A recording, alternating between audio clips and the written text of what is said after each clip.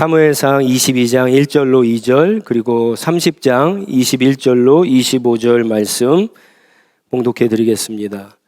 다윗은 거기에서 떠나 아둘람 굴 속으로 몸을 피하였다. 그러자 형들과 온 집안이 그 소식을 듣고 그곳으로 내려가 그에게 이르렀다. 그들뿐만이 아니라 압제를 받는 사람들과 빚에 시달리는 사람들과 원통하고 억울한 일을 당한 사람들도 모두 다윗의 주변으로 몰려들었다. 이렇게 해서 다윗은 그들의 우두머리가 되었는데 400여 명이나 되는 사람들이 그를 따랐다. 다윗이 부솔 게울 가까이에 이르니 전에 다윗을 따라갈 수 없을 만큼 지쳐서 그곳에 남아있던 나고자 200명이 나와서 다윗을 환영하고 다윗과 함께 오는 군인들도 환영하였다. 다윗도 그 군인들에게 가까이 나아가 따뜻하게 문안하였다. 그러나 다윗과 함께 출전하였던 군인들 가운데 악하고 야비한 사람들은 거기에 남아있던 이들이 못마땅하여 자기들과 함께 출전하지 않았던 군인들에게는 되찾은 물건을 하나도 돌려주지 말고 다만 각자의 아내와 자식들만 데리고 가게 하자고 우겼다. 그러나 다윗은 그들과 달랐다. 동지들, 주님께서 우리를 지켜주시고 우리에게 쳐들어온 습격자들을 우리의 손에 넘겨주셨소. 주님께서 우리에게 선물로 주신 것을 가지고 우리가 그렇게 처리해서는 안 돼요. 또 동지들이 제안한 이 말을 들을 사람은 아무도 없소. 전쟁에 나갔던 사람의 몫이나 남아서 물건을 지킨 사람의 몫이나 똑같아야 하오. 모두 똑같은 몫으로 나누어야 하오. 다윗이 이때에 이스라엘에서 정한 것이 율례와 규례가 되어 그때부터 오늘날까지 지켜지고 있다. 아멘. 사람은 살면서 누구를 만나느냐에 따라 인생이 달라집니다. 어떤 만남을 갖느냐에 따라서 행복한 인생이 될 수도 있고 그렇지 않은 인생이 될 수도 있습니다. 물론 어떤 만남은 내가 선택할 수 있는 만남은 아닙니다. 부모를 만나는 것 내가 선택할 수 없죠. 형이나 오빠나 누나나 언니를 만나는 것, 가족을 만나는 것 내가 선택할 수 없습니다. 하지만 대부분의 만남, 우리의 인생 속에서 대부분의 만남은 사실 어느 정도는 우리가 선택할 수 있는 만남입니다. 좋은 친구를 만나는 것 우리가 선택할 수 있죠. 그리고 좋은 선생님 만나는 것도 어느 정도는 내가 선택할 수 있습니다. 남편과 아내를 만나는 것, 그리고 좋은 학교에 들어가는 것, 좋은 직장에 들어가는 것, 그리고 또 우리에게 이 코로나 시대에 너무나 중요한 거죠. 좋은 공동체를 만나는 것은 내가 선택할 수 있는 문제입니다. 그런데 누구를 만나느냐 것보다 더 중요한 것이 있습니다. 내가 만난 그 사람과 그 공동체 안에 들어가서 내가 어떻게 하느냐가 사실은 훨씬 더 중요합니다. 어떤 만남이든 내가 어떻게 하느냐에 따라서 사실은 결과가 완전히 달라질 수 있습니다. 어떤 만남보다 더 중요한 것은 내가 어떻게 하느냐에 달려 있습니다. 우리가 다윗의 인생을 잘 아는데요. 다윗을 보면 다윗도 인생 가운데 수많은 만남이 있었지만 사실은 다윗은 그리 좋은 만남을 가졌던 사람은 아닙니다. 예를 들어서 다윗은요, 부모를 잘 만나지 못했습니다. 다윗은 2세의 8 아들 중에 막내로 태어났는데 다윗은 아버지에게 인정을 받지 못하던 그런 아들이었습니다. 사무엘상 16장에 보면은 하나님이 사무엘에게 2세의 아들 가운데 하나에게 이스라엘 왕으로 기름을 부으라는 명령을 합니다. 그래서 사무엘이 명령을 따라서 기름을 부어야 되는데 사울 왕이 아직 시퍼렇게 살아있잖아요. 그러니까는 꾀를 내서 2세의 동네에 찾아가서 제사를 드리게 됩니다. 그래서 2세와 그 아들들을 초청하게 되죠. 그래서 그들 가운데 사실 제사가 목적이 아니라 왕의 기름 부음이 목적이었는데 한 사람씩 만나서 이제 누가 하나님이 정하신 사람인가 보게 됩니다. 큰 아들 엘리압부터 보는데 엘리압이 아니거든요. 하나님의 사인이 없어요. 그렇게 7 아들들을 쭉 보는데 하나님이 정하신 사람이 아무도 없었습니다. 그래서 사무엘이 이새에게 또 아들이 7명밖에 없느냐, 또 다른 아들이 없느냐 이렇게 물었을 때 그제서야 이제 이새가 이야기를 하죠. 막내 아들이 있는데 양떼를 치느라고 데리고 오지 못했다라고 그렇게 이야기합니다. 여러분, 이새의 이 대답 속에는 다윗을 어떻게 생각하느냐가 잘 나타나 있습니다. 8 아들 중에 양을 치는 일을 막내에게, 어린 막내에게 맡긴다는 것이 사실은 상식적이지가 않죠. 맡기려면은 힘이 센 큰 형이나 아니면 몇 명에게 맡기는 것이 맞죠. 그렇다고 치더라도 지금은 아주 중요한 제사장이 직접 초대를 해서 하나님 앞에 제사를 드린 자리이기 때문에 아들들을 다 데리고 오라 그랬으니까 데리고 오는 게 사실은 맞습니다. 이 이새의 행동을 보면은 마치 그 신데렐라 이야기가 생각이 나죠. 계모가 그렇죠? 자기의 딸들은 다 왕궁으로 데리고 가지만 신데렐라에게 청소를 시키는 것과 같이 이새가 다윗에게는 혼자 양떼를 치게 하고는 7 아들들만 데리고 오게 됩니다.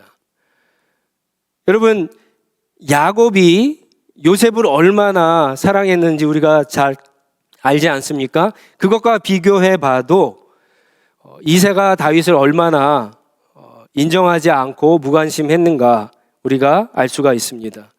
한 번은 3명의 형들이 이제 블레셋과의 전쟁터에 참전하게 됩니다. 어느 날 아버지가 다윗을 부르죠.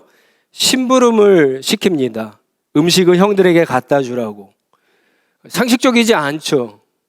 나머지 형들도 있는데 굳이 전쟁터의 먼 길을, 위험한 일을 막내 다윗에게 시키는 것으로 봐서도 다윗을 어떻게 생각하는지를 우리가 잘 알게 됩니다. 시편 27편 10절에 보면은 다윗이 이런 고백을 합니다. 나의 아버지와 나의 어머니는 나를 버렸다. 다윗은 시편 속에서 이게 어떤 시적인 표현이나 과장법인지는 모르겠지만 부모를 향한 다윗의 상처가 그 안에 담겨져 있음을 우리가 알 수가 있습니다. 아버지가 다윗을 인정하지 않으니까 형들도 다윗을 인정하지 않죠. 그 위험한 길, 먼 길을 와서 음식을 전해줬는데 막내야 수고했다 이런 얘기를 해야 되는데 전혀 그렇지 않습니다. 오히려 사무엘상 17장 28절에 보면은 큰 형이 다윗을 꾸짖습니다. 너 어쩌자고 여기까지 왔니? 너 양떼들 다 팽개치고 너 전쟁 구경하러 왔지? 그렇게 다윗을 핀잔하고 꾸짖습니다. 형들도 다윗을 인정하지 않고 무시를 합니다. 얼마나 아버지와 가족들과 다윗의 관계가 좋지 않았는지 어떤 갈등이 있고 다윗이 상처를 받은 것이 우리가 분명히 알 수가 있죠.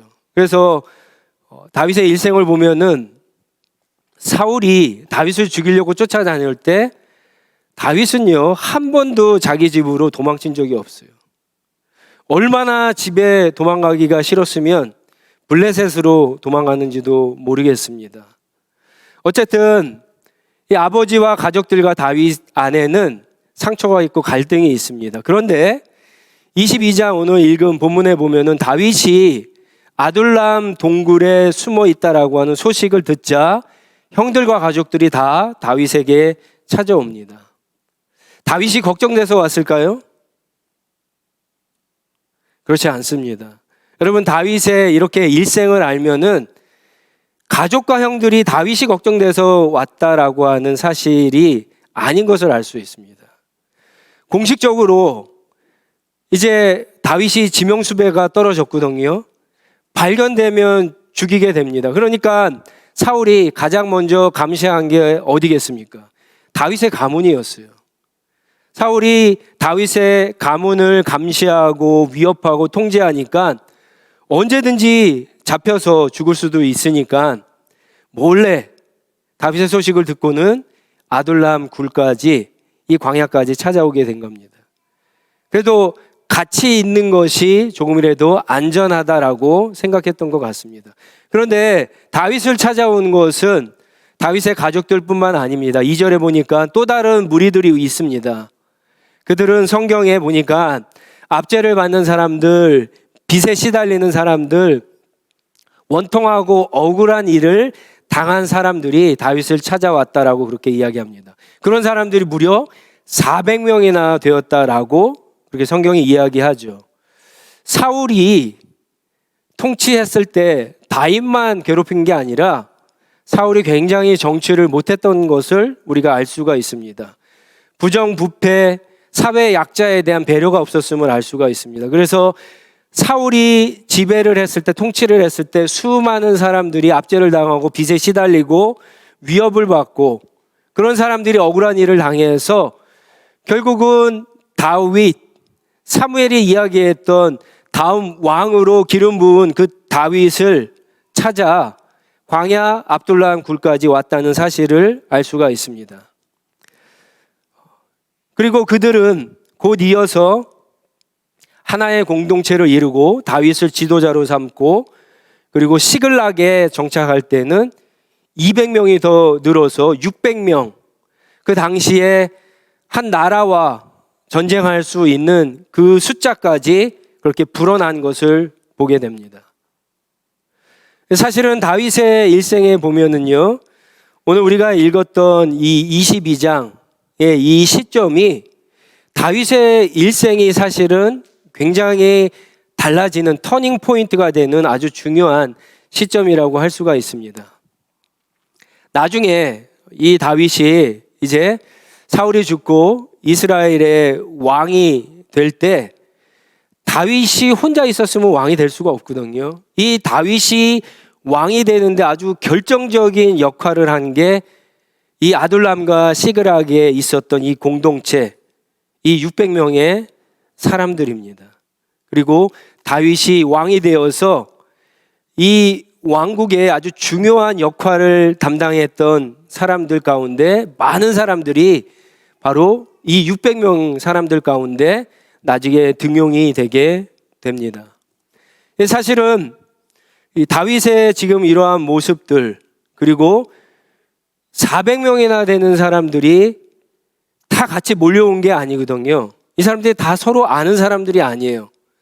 서로 모르는 사람인데 다윗의 이야기를 듣고 광야에, 그것도 동굴에 400명이 넘는 사람들이 모였다라고 하는 것은 하나님의 특별한 은혜가 있었음을 알 수가 있었습니다. 다윗은 사실 얼마 전까지만 해도 자기 인생에 가장 부끄럽고 창피하고 비참한 경험을 했던 사람입니다. 피할 곳이 없어서 블레셋으로 피했는데, 블레셋에서 다윗을 알아보고는 죽이려고 할 때 다윗이 기껏해야 생각해낸 꾀가 침을 질질 흘리면서 미친 사람 흉내를 내서 자기 목숨을 부지한 것이 바로 얼마 전에 있었던 그런 다윗의 경험했던 사건입니다. 다윗은 더 이상 피할 곳이 없자 광야로 찾아왔고 동굴 속에 숨게 된 겁니다. 다윗을 찾아왔던 이 사람들도 그렇다고 해서 대단한 사람들은 아닙니다. 그들은 사울 시대에 있어서 볼 때 사회적으로는 패배한 사람들이고 실패자입니다. 사실은 수많은 상처가 있는 사람들입니다. 그런데 그들이 다윗을 만났을 때, 그리고 여러 시간들을 통해서 그들은 완전히 다른 사람들로 변해가게 됩니다. 다윗도 훨씬 더 성숙한 사람이 되어가고요. 이 공동체도 마치 숫자만 많고 오합지졸 같았는데 나중에 한 나라의 왕을 세우는 킹메이커들이 되는 가족처럼 그렇게 변해가게 됩니다. 무엇이 어떻게 다윗과 이 공동체가 변했는가? 사실은 다윗의 일생을 여러분들 사무엘상을 쭉 보시면은 두 가지를 우리가 생각할 수가 있습니다. 하나는 공동체 의식이고 또 하나는 하나님의 은혜입니다. 압둘람에 모인 사람은 다윗을 포함해서 다 상처받은 사람이에요. 갈등이 있는 사람이에요. 갈등이 해결되지 않았습니다. 시간이 지났다고 다윗과 아버지와 형들이 만났는데 갈등이 없겠습니까? 있습니다. 아둘람에 모인 사람들도 마찬가지죠. 다 상처가 있는 사람이에요. 근데 상처가 있는 사람들의 특징이 뭡니까? 두 가지로 보통 나타납니다. 사람들과 만났을 때 또다시 상처를 받지 않으려고 피하거나 도망갑니다. 그리고 또 한 부류는요, 자기가 상처받기 전에 남에게 먼저 상처를 주게 됩니다. 다윗은 전자에 속하는 사람이에요. 다윗은 상처를 누구에게 받을 때마다 그것을 해결하기보다는 사실은 피해 다니고 도망 다녔던 사람이에요. 그런데 이 아둘람 굴에서는요, 더 이상 도망갈 데가 없었습니다. 다윗이 더 이상 피할 데가 없어요. 밖에 나가면 사울의 군사들이 지키고 있죠. 광야에서 여러분 어딜로 도망갈 수 있겠습니까? 광야에서 피할 곳이 없었어요. 하나님이 마치 야곱의 환도뼈를 부러뜨려서 그 자리에서 하나님을 찾게 했던 것처럼 다윗도 사실은 비슷한 그런 상황입니다. 다윗은 왕이 될 때까지 이렇게 10년 동안을 여러분 광야에서 이 사람들과 지내게 돼요. 성경을 우리 큐티를 하면서 보셨지만 10광야에서 그다음 마온 광야에서 엔게디 광야에서 바란 광야에서 수많은 광야들이 나오잖아요. 몇 년을 빼놓고는 거의 다 다윗이 이 상처 있는 사람들, 이 갈등을 가지고 있는 사람들과 광야에서 함께 지내게 됩니다. 함께 지내면서 여러분 광야에서 뭐 했겠어요? 가장 중요한 게 목숨을 부지하는 거죠. 사울의 군대를 피하거나 싸우거나, 그렇죠? 그리고는 광야잖아요. 먹을 것이 없는 광야예요. 먹을 것을 찾는 것이 굉장히 중요했습니다. 그러니까 이들이 생명 앞에서, 이 생존의 문제 앞에서 서로 협력하기 시작하는 거예요. 먹을 것을 같이 찾고, 같이 쿠킹을 하고, 같이 마시고, 같이 식사하고, 어떤 위험한 일이 있으면 같이 해결하고, 어떤 고난을 당하면서 함께 여러분 그것과 맞서 싸우고, 그리고 때로 다윗이 어떤 사람입니까? 기도하는 사람이잖아요. 다윗이 또 기도하고, 동굴에서 잠을 같이 자고, 이런 공동체 생활을 하면서 이들은 점점 하나의 공동체를 이루게 되는 겁니다.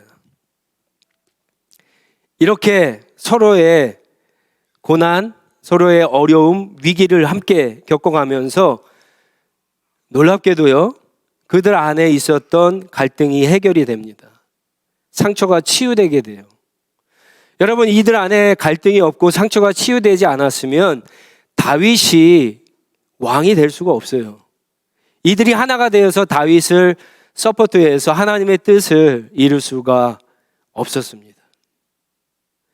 그들은 10년이란 세월 동안 광야에서 함께 먹고 자고 마시고 함께 어려운 일, 위기, 고난을 당하면서 하나의 공동체 의식을 가지고 하나의 공동체가 되어가고 있었던 겁니다. 또한 이들은 10년 동안 함께 지내면서 그런 공동체 생활을 통해서 하나님의 은혜를 함께 경험하게 됩니다. 10년 동안 다윗을 가까이에서 본 사람들이에요. 여러분, 무엇을 배웠을까요? 다윗이 어떤 사람이죠? 다윗은 시를 쓰는 사람이에요. 하나님의 찬양하는 사람이에요. 악기를 타는 연주가였어요. 하나님 앞에 기도하는 사람입니다. 하나님께 예배를 드리는 사람이에요. 다윗의 일생을 통해서 우리가 보는 것은 어떤 문제가 생겼을 때 다윗은 항상 하나님의 뜻을 묻고 어떻게 해서든지 하나님의 뜻에 순종하려고 노력하던 사람입니다. 부하들이 그런 것들을 다 봤겠죠. 근데 부하들은 그것만 본 것이 아니에요. 다윗이 그렇게 살아갈 때 하나님이 다윗을 버리시지 않고 다윗을 도와주셨다는 것도 보게 됩니다. 사방이 꽉 막혀 있을 때 정말 생각지도 못했던 일들이 일어나서 구원을 경험한 것들이 한두 번이 아닙니다. 이들은 하나님의 은혜를 함께 경험하기 시작합니다. 때를 따라서 도와주시고 인도해 주시는 수많은 하나님의 은혜를 보고 경험합니다. 그러는 가운데 이들은 하나님의 은혜를 아는 공동체가 되어갑니다. 그런데 이들도 위기가 찾아오죠. 그게 이제 오늘 우리가 읽었던 두 번째 본문입니다. 30장에 보면은 블레셋과 이스라엘의 전쟁에 참여해서 이스라엘에 맞서 싸우게 될 그런 위기 가운데 또 하나님이 도와주시죠. 그래서 다시 집으로 돌아오는데 아말렉이 쳐들어와서 여인과 아이들과 모든 재산들을 훔쳐서 도망갔습니다. 이들이 전쟁에서 돌아와서 지쳐 있거든요. 그들을 쫓아가다가 200명이 낙오가 됩니다. 힘들어서. 그러니까 400명이 200명을 남겨두고 쫓아가게 됩니다. 그래서 결국은 그들을 만나서 그들에게서 여인들과 아내들과 아이들과 그리고 재산을 다 빼앗아 가지고 오게 되죠. 오는 가운데 그들이 남겨두었던 이 시냇가에서 그들과 만나게 됩니다. 그런데 400명 가운데, 전투에 참여했던 400명 가운데 악한 무리, 소수겠죠. 그 사람들이 그들에게 너희는 전쟁도 하지 않았는데, 우리는 목숨 걸고 싸웠는데 너희는 여기서 그냥 빈둥빈둥 놀지 않았느냐. 그러니까 너희 아내들이나 자식들이나 데리고 가고 우리가 빼앗은 이 재산은 너희들과 나누지 않겠다라고 그렇게 이야기합니다. 그때 다윗이 이런 얘기를 하죠. 우리가 전쟁에서 승리한 것, 우리가 그들의 재물들을 빼앗을 수 있는 것이 누구 덕택이냐? 하나님의 은혜가 아니냐? 하나님의 선물이 아니냐? 그런 이야기를 합니다.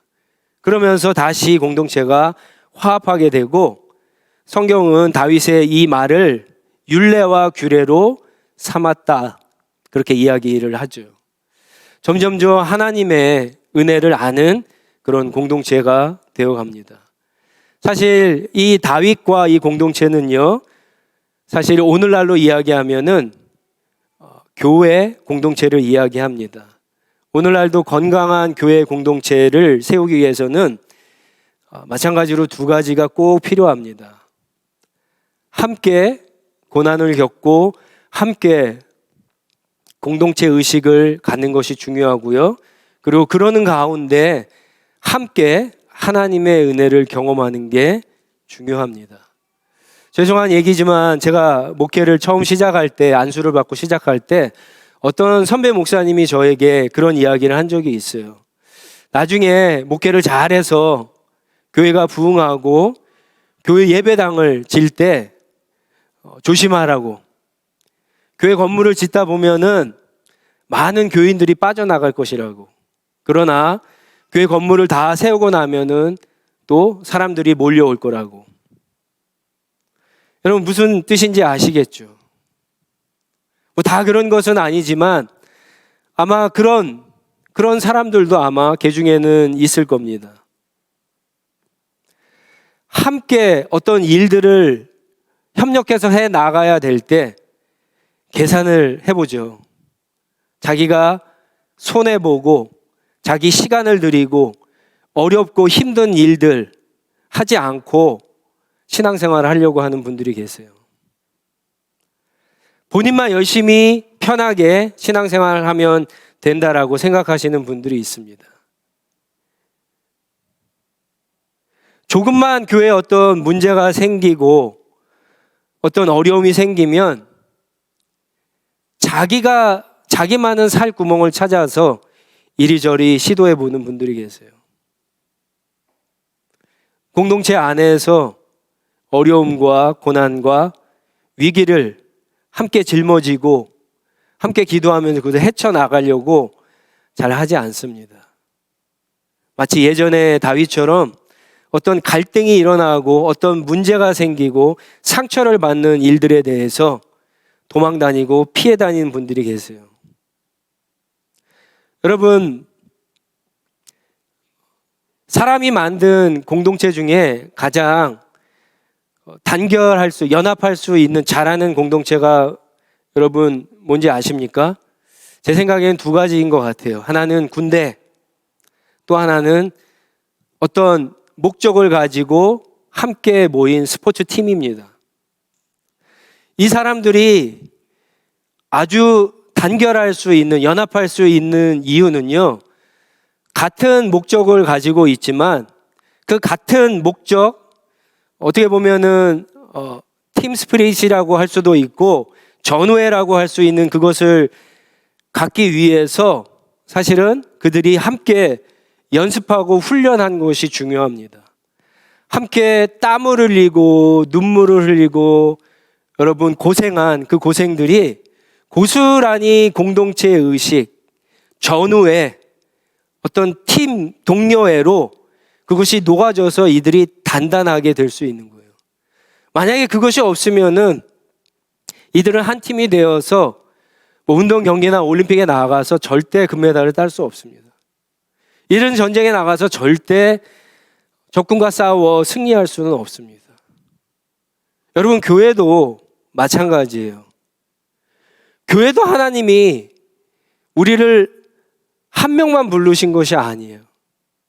우리를 한 가족으로 불러주셨습니다. 어떻게 보면 교회는요, 지금 다윗이 만났던 아둘람 공동체와 같습니다. 다윗이 만났던 시글락 공동체와 같습니다. 어떻게 보면 연약해요. 어떻게 보면 형편없어요. 실패자예요. 패배자와 같습니다. 안을 들여다보니까 이 사람과 이 사람의 갈등 투성이에요. 상처 투성입니다. 조금만 건드리려고 하면은 다른 사람에게 막 대들 것 같아요. 자기의 약점 전혀 빈틈이 없죠. 그러나 그런 공동체가 여러분 함께 고난에 참여하고 함께 어려움과 위기를 헤쳐나가는 가운데 하나님의 은혜를 경험하게 되면은 여러분 그들이 점점 완전히 다른 공동체가 되는 겁니다. 그런데 그냥 되는 것은 아닙니다. 아주 두 가지가 중요한 것이 있어요. 한 가지는 공동체가 함께 모여서 그렇게 어려운 일, 위험한 일, 그리고 힘든 일, 어떤 고난을 만났을 때 함께 기도하는 것이 중요합니다. 함께 기도하는 것이 중요합니다. 그리고 함께 기도할 때 하나님이 우리에게 은혜를 주실 때 그 은혜를 함께 나눈 것이 중요합니다. 제가 주중에 큐티 묵상을 하면서 카톡방에 올려드렸지만 여러분 하나님의 모든 은혜는 개인적인 은혜는 하나도 없어요. 하나님의 은혜는 전부 다 공동체적인 은혜입니다. 그러니까 쉽게 얘기하면 하나님의 은혜는 내가 먼저 받을 수 있지만 내가 그것을 가둬놓을 수는 없어요. 나에게서 흘러가야 됩니다. 나누어야 돼요. 하나님의 은혜를 받을 때 내가 당연히 유익이 있죠. 나의 믿음이 성장합니다. 자랍니다. 그런데 거기서 끝나는 것은 그건 진짜 하나님의 은혜가 아니에요. 하나님의 은혜는 나를 통해서 내 주변에 있는 사람들, 공동체가 함께 그 은혜를 경험하면서 함께 자라야 됩니다. 우리는 다 그리스도의 몸이잖아요. 여러분, 몸의 한 지체 한 부분만 성장하면 그게 성장한 겁니까? 그건 기형아예요. 그렇게 하나님이 놔두시지 않아요. 하나님의 은혜는 그래서 내가 먼저 받는 은혜는 있을 수 있어도, 그렇죠? 나만 받는 은혜는 하나님의 은혜 가운데 절대로 없습니다. 내가 먼저 받는 은혜는 있어요. 그러나 나만 혼자 받는 은혜는 가짜 은혜입니다. 하나님의 은혜는 항상 나누고 베풀고 흘러가야 됩니다. 여러분, 하나님은 나에게도 관심이 있지만 우리에게 관심이 있어요. 공동체에 관심이 있다니까요. 하나님의 나라가 그래서 나도 되지만 우리도 되잖아요. 하나님은 나를 회복시키기를 원하시지만 공동체를 또한 회복시키기를 원한다는 사실을 여러분 기억하시기 바랍니다. 지난 주일에 유아 세례와 입교식이 있었습니다. 제가 많은 분들한테 피드백을 받은 게 한 사람 한 사람의 간증이 참 은혜스럽다라고 하는 피드백을 많이 받았습니다. 저도 은혜가 되었어요. 저도 여기서 서서 간증을 들으면서 순간적으로 울컥할 때가 있었습니다. 근데 나중에 제가 집에서 이렇게 성경을 읽으면서 묵상을 하는데 나만 그럴까?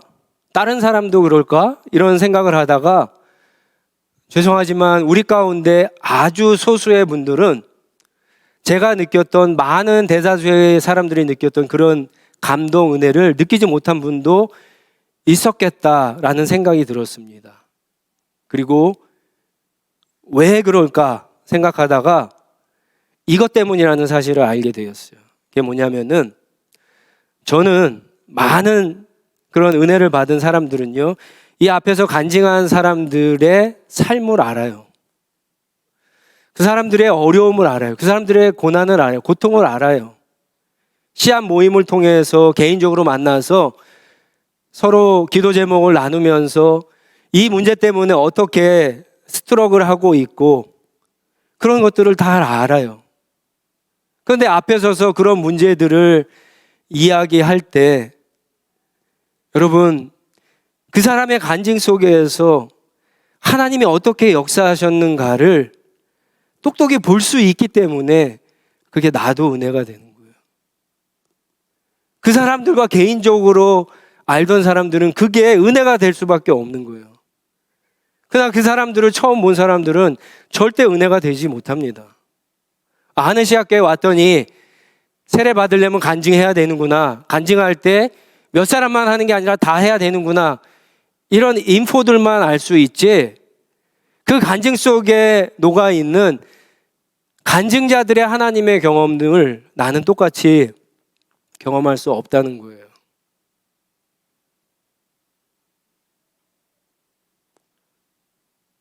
함께 기도하고 함께 은혜를 경험하는 것이 중요합니다. 그리고 그것을 나누지 않으면 절대 하나님의 은혜는 우리 가운데 풍성해지지 못하고 절대 우리는 하나님이 기뻐하시는 믿음의 공동체, 은혜의 공동체, 건강한 공동체를 이룰 수가 없는 겁니다. 여러분, 우리는 다 사실 세상적으로 볼 때 별 볼 일 없는 사람들이에요.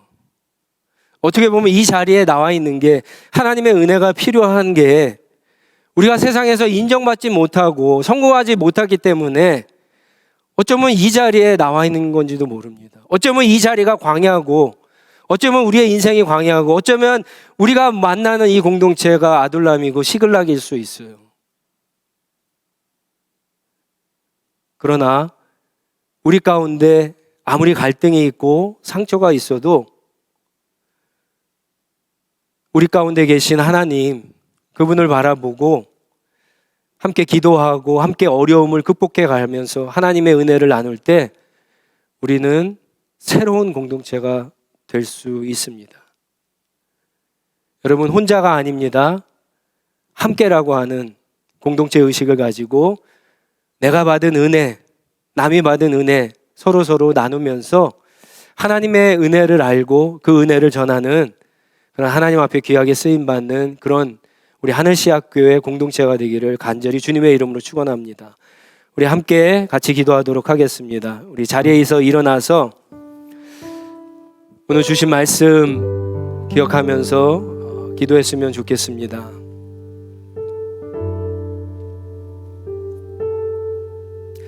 여러분들은 어떻게 생각하세요?